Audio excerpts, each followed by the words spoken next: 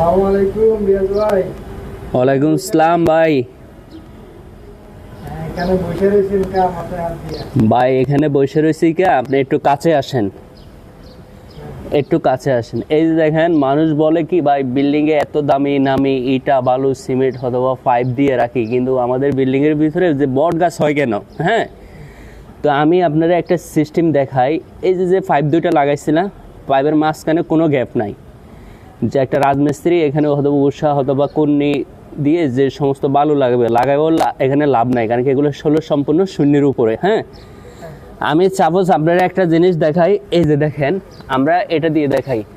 এই যে ভিতরে পুরো এটা ফাঁকা দেখা যায়। হ্যাঁ, সবচেয়ে নিয়ম হলো আগে প্লাস্টার করবে, প্লাস্টারের পরে যদি পাইপ লাগাই তাহলে কখনো এই ওয়াল ড্যাম হওয়ার চান্স থাকে না। আর এই যে দেখেন, এই যে আমরা যখন বৃষ্টি, এদিকের বৃষ্টির পানি এদিকে পড়বে, তখন এই ওয়ালটার ভিতরে থেকে যে ইটাগুলো আছে এগুলো সবসময় ভিজা থাকবে। ভিজা থাকার কারণে দেখা যায় কি 2 বছর 3 বছর অথবা 4 বছর পরে এখানে বট গাছ হওয়ার চান্স থাকে। সে বট গাছে কী করে, রং নষ্ট করে ফেলায়, ওয়ালের প্লাস্টার নষ্ট করে ফেলায়, অথবা শিকল দিয়ে। এমনও সময় আছে, আমরা এমনও কেস পাইছি যে বট গাছ যে 4 ইঞ্চি পাইপ আছে, 4 ইঞ্চি পাইপের ছিদ্র করে ওঠার ভিতরে বট গাছ ঢুকে যায়। বট গাছের শিকল 4 ইঞ্চি পাইপের ভিতরে ঢুকে যায়, তাও একটা শিকল 10-15 ফিট হলো লম্বা।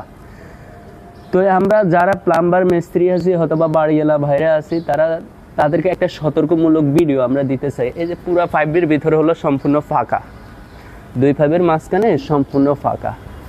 এই যে দেখ, সম্পূর্ণ ফাঁকা। এই যে পুরা এটা ভিজে গেছে। যখন ভরপুর বৃষ্টি আসবে এখানে, তখন দেখা যাবে কি এখানে একবারেই পুরা এই ওয়ালটা ড্যাম হয়ে যাবে। ড্যাম হয়ে তখন এখান থেকে যে বট গাছ আছে সে বট গাছ হবে, অথবা যত বড় দামি ওয়েদার কার্ড রং বলুক না কেন, যাই বলুক না কেন, দামি দামি রং অথবা চুনা দিয়ে যেটাই করুক না কেন, কিন্তু তখন এগুলার সমাধান আর হয় না। আর এই যে এত উন্নত মানের ন্যাশনাল পলিমারের পাইপ লাগাইছে 304, এই যে দেখ, রং না করার কারণে কি পাইপের গ্লেসটা নষ্ট হয়ে গেছে।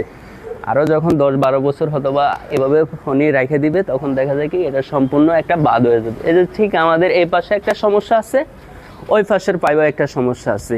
আর আমরা এখান থেকে যে একটা পাইপ উঠেছে কি সুন্দর প্লাস্টারের উপরে, এই পাইপের ভিতরে পুরোপুরি সম্পূর্ণ ফাঁকা। এই পাইপ জীবনে ড্যাম হওয়ার কোনো চান্স থাকে না। কি সুন্দর মিলাই দিচ্ছে, তাই না? এখানে তো একবারে অনেক সুন্দর মিলাই দিচ্ছে, যা এটা ড্যাম হওয়ার চান্স থাকবে না, কিন্তু চান্স থাকবে হলো এই পাশেটা। এটা নিয়ে এই যে উপরের থেকে পুরো ফাঁকা দেখা যায়। বাড়িওয়ালা ভাই সব সময় এই জিনিসটা নিয়ে ভুগতে হবে, কিছু করার নাই, কারণ কি কাজ ওইভাবে করে ফেলাইছে। আরেকটা এই যে পাশে একটা আছে,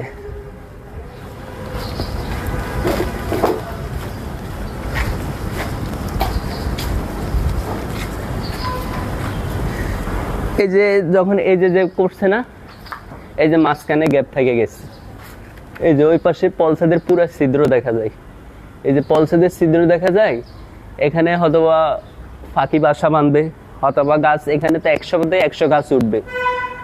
তো বাড়িওয়ালাদের আগে সচেতন করে বলতেছি, যদি আপনারা আগে বাইরের সাইডে হয়তোবা স্যানিটারি কাজ করতে চান, আগে ওয়াল প্লাস্টার করে নেবেন, তারপরে স্যানিটারি পাইপ লাগাইতে দিবেন, সবচেয়ে ভালো হবে। 4 ইঞ্চি ইউপিভিসি পাইপ প্লাস্টারের পরে লাগাইলে ভালো হবে, তখন কোনো গ্যাপ থাকে না। আর যখন পাইপ লাগাবেন তখন সঙ্গে সঙ্গে মিস্ত্রি বাইরে কী করবে, এটাকে প্লাস্টার করে দিবে, তখন আর এখানে গাছ হওয়ার কোনো সুযোগ থাকে না। এই যে দেখেন, এখান থেকে পানি পড়বে, এখান থেকে পানি পড়ে ওই যে নিচের গ্যাপ আছে সে গ্যাপের ভিতরে ঢুকে যাবে। ঢুকে এই পানি সব সময় এখানে জমা থাকবে। জমা থাকলে মানে এটা আর বের হওয়ার কোনো সুযোগ নাই, যতদিন পর্যন্ত হয়তোবা হাওয়া বাতাসের ইয়েতে পানি শুকাবে, এছাড়া আর কোনো ব্যবস্থা নাই। এই যে অনেক বড় গ্যাপ, পলসাদের ভিতরে পুরো সম্পূর্ণ দেখা যায়। আর এখানে যারা রাজের কাজ করছে ওনাদেরও দোষ নাই, কারণ কি ওনারা এই চিপার ভিতরে কিছুই করতে পারবে না। আমাদের পাশের একটি বাড়িতে দেখেন, আমরা কাজ করলাম প্রায় 5 বছর হয়ে গেছে, কিন্তু 5 বছরের পরে 3 বছরের লাস্ট মাথায় বাড়িওয়ালা বাইরের সাইডের প্লাস্টার এরপরে রং করাইছে। কিন্তু এখন হলো বিল্ডিংয়ের পরিস্থিতি এমন পর্যায়ে হয়েছে যে দেখেন পাইপের ভিতরে পুরো ফাঁকা। এই যে পাকা, বৃষ্টি উপরের থেকে বৃষ্টির পানি এখান দিয়ে ঢুকে এই যে নিচে যায় জমা থাকে, সেখানে কিন্তু বট গাছ হয়েছে। বাড়িওয়ালারে তখন আমরা বললাম যে স্যার আপনি আগে বাইরের সাইডে প্লাস্টার করেন, তারপরে আমাদেরকে স্যানিটারি পাইপ টানতে দেন। উনি আমাদের কথা শুনলো না, এখন আমাদেরকে প্রশ্ন করে বাথরুমের গোড়ায় গোড়ায় কেন বট গাছ হয়। তো ঠিক আছে, আপনারা কমেন্টে বলবেন যে এগুলার কারণটা কী।